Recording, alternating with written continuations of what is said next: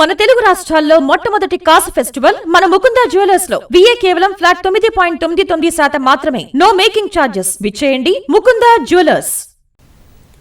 జోరు వాన, అర్ధరాత్రి ఒంటరి ప్రయాణం, చుట్టూ చిమ్మ చీకట్లు, జనసంచారమే లేదు.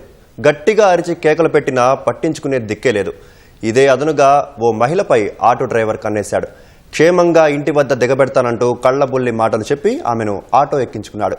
దారి మళ్లించి నిర్మానుష్య ప్రాంతంలో ఆమెపై అఘాయిత్యం చేయబోయాడు. భయంతో ఆమె గట్టిగా కేకలు వేయడంతో అటుగా వచ్చిన బైకర్ని చూసి ఆటో డ్రైవర్ పరారయ్యాడు. క్షేమంగా ఇంటికి చేరిన ఆమె భర్తతో కలిసి పోలీసులకు ఫిర్యాదు చేయడంతో పోలీసులు ఆటో డ్రైవర్ ఆట కట్టించారు.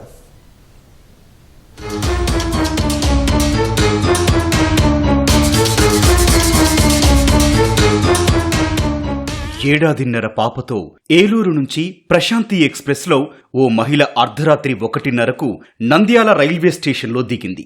అక్కడి నుంచి ఆళ్లగడ్డకు వెళ్లాల్సిన ఆమె మరో 2 ప్రయాణికులతో కలిసి ఆర్టీసీ బస్టాండ్కు ఆటో ఎక్కింది. తోటి ప్రయాణికులు మార్గమధ్యలోనే దిగిపోవడంతో ఒంటరి మహిళపై ఆటో డ్రైవర్ కన్నేశాడు.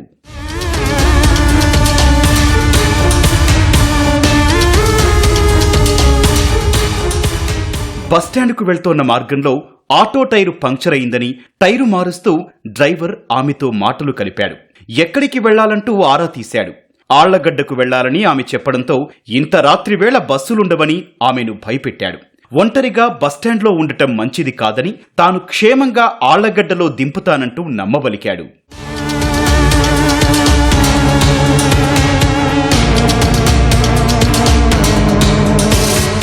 ఆటో డ్రైవర్ను పూర్తిగా నమ్మిన ఆమె సరేననడంతో ఆటోను కోవెలకుంట్ల వైపు మళ్లించాడు.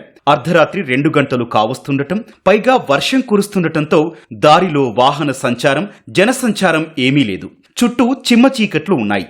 ఇదే అదునుగా ఆటో డ్రైవర్ ఆమెతో అసభ్యంగా ప్రవర్తించేందుకు యత్నించగా ఆమె భయంతో కేకలు వేసింది. ఇంతలో అటుగా ఓ బైక్ రావడం గమనించిన ఆటో డ్రైవర్ ఆమెను అక్కడే ఒంటరిగా వదిలేసి పరారయ్యాడు. సమీపంలోనే ఓ హోటల్ వద్దకు చేరుకొని ఆమె జరిగిన విషయం చెప్పింది. వాళ్లు జాగ్రత్తగా ఆమెను ఇంటికి పంపారు.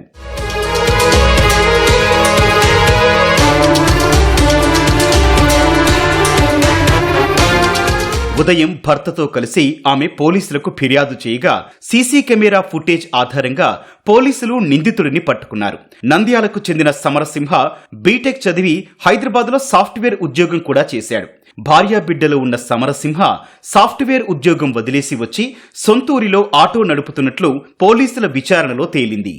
రాత్రి 1:15 ప్రశాంతి ఎక్స్ప్రెస్ ట్రైన్ దిగి బస్టాండ్కి వెళ్దామని ఆటో ఎక్కితే ఆటో ఎక్కించుకున్న అబ్బాయి ఆటో డ్రైవర్ బండి పంచర్ అయిందని చెప్పి అక్కడికి ఆగడం వల్ల ఈమెతో సంభాషించడంలో భాగంగా ఆమె ఎక్కడికి వెళ్ళాలని తెలుసుకుంది. డ్రాప్ చేస్తాను లెక్క అని చెప్పి నమ్మవలికి మెయిన్ రహదారులు వెళ్లకుండా కోయిలగుంట్ల రస్తా మళ్ళించి అక్కడి నుంచి దేవుగుంటకి వెళ్ళే రస్తాలో నిర్మానుష్యమైన ప్రాంతం వెళ్తా ఉంది. ఎప్పుడైతే ఇతను దారి మళ్ళించినాడో ఈమెకు భయం పుట్టి కేకలు వేస్తూ ఉంది ఆటోలో నుంచి. ఆ చుట్టుపక్కల వాళ్ళు కూడా ఎవరు పట్టించుకునే పరిస్థితి, ఎందుకంటే బాగా ఊరిన విషయం వస్తూ ఉందని చెప్పి చెప్తా ఉంది. అదేవిధంగా తన నిర్మానుష్య ప్రాంతం తీసుకెళ్లి బలత్కారం చేయడానికి ప్రయత్నం చేసినాడని చెప్పి ఒక ఫిర్యాదు ఇచ్చింది. ఆ ఫిర్యాదు మేరకు కేసు నమోదు చేసుకున్నాం.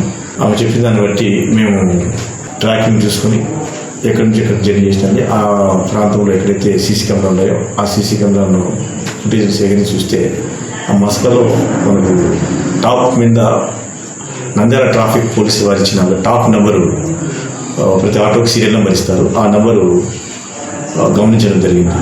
ఆ క్యూఆర్ కోడ్ సంబంధించి డీకోడ్ చేసుకుంటే మనకు అతని యొక్క మొత్తం ఐడి కార్డు, తర్వాత అతని పేరు, ఫోటో, ఫోన్ నెంబర్లన్నీ రావడం జరిగింది. చేంజ్ చేసుకుని విచారించుకోవడం వల్ల అతను అడ్మిట్ కావడం జరిగింది. వెంటనే రిమాండ్కి పంపడం జరిగింది.